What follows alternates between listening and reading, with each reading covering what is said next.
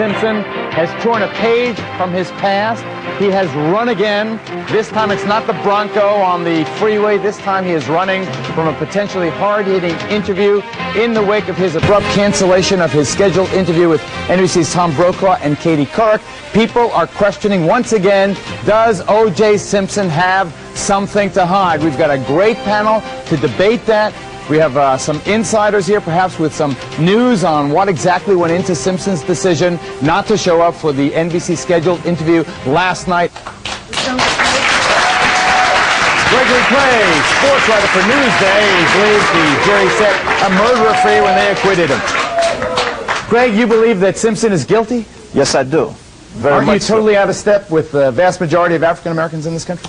Well, see, my feeling is this. Number one, he did not have a clear-cut alibi. I've heard 4 different alibis.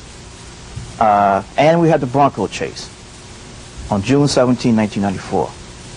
Now, if you are innocent, why run? If you are innocent, why do you have 4 different alibis? Greg, let me ask you this. Is he running again right now? Yes, he is.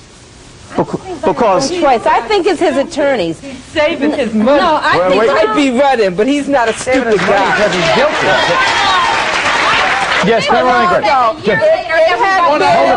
it the other way, you would not have this outrage. They had no evidence. No, they had no evidence. No. Hold it, everybody. Great. Any honest lawyer knows that their case went out of the window based on the credibility of their witnesses. It was nobody who was going to convict Eddie lying. Van Adder is the guy who sunk the case. Okay. Yes, Greg. Okay. Yes, Greg. I want to respond. Hold it, I'm responding to something that Mr. Grimes said earlier. Mr. Grimes will respond to you. Go ahead. About the athletes and domestic violence thing. I think he's right about that, by the way. But I think that athletes in physical contact sports are more prone to domestic violence. Charlie, is that true? The problem is, well, farce anyway. Him coming on NBC was a farce anyway, because he had 15 months to get his story right. You know, he was in jail for what, 474 days. So he had 15 months to get his story right. The whole thing was a farce anyway. If you're so willing to tell your story, take the witness stand. I talked to Kim Goldman on Saturday. You have nothing to hide. Send the blue chair.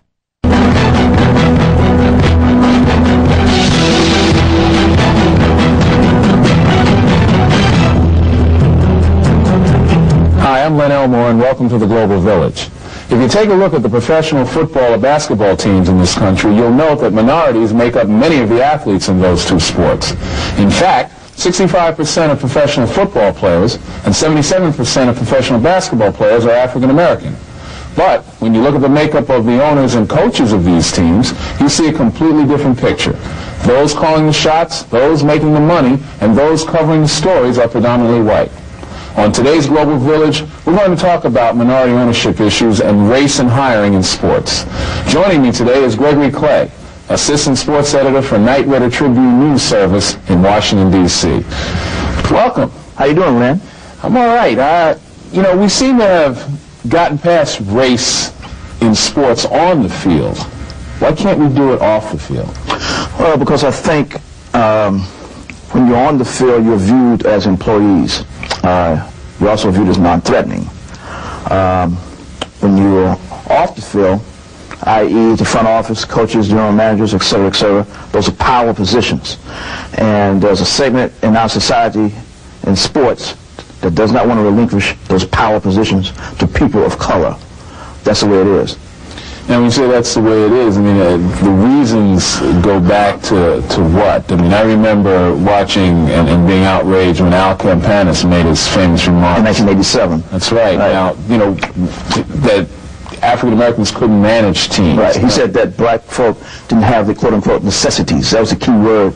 That was the shock word that riled everybody up, the necessities to be a field manager or general manager or whatever. And, you know, that was 14 years ago.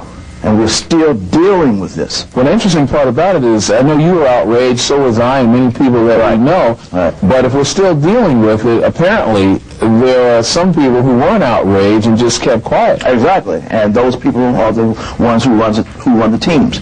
I think one of the problems is owners etc. Fear perception.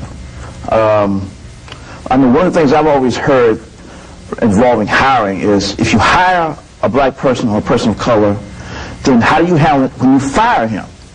Okay? So a lot of people are already jumping from point A to point Z. You know, if I hire this guy and fire him, am I going to get complaints from the NAACP? Is Al Sharpton going to be on my case? Is Jesse Jackson going to be on my case? So rather than go through all of that maelstrom, then just don't do it at all.